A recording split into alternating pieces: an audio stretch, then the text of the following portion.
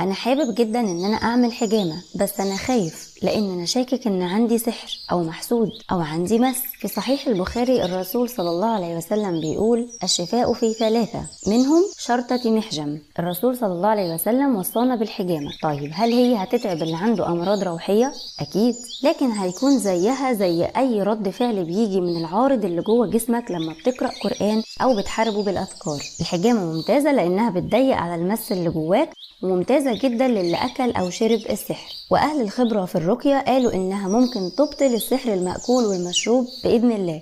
هي مش هتخرج خادم السحر ولا الحسد والعين، لكن هتضعفهم جدا وتضيق على الجن، وهتكون سبب كبير للشفاء بإذن الله. استخير وتوكل على الله واعمل الحجامة، لكن عند حد متخصص وخبير. قناة أبيض: وكيف يداري المرء حاسد نعمة إذا كان لا يرضيه إلا زوالها.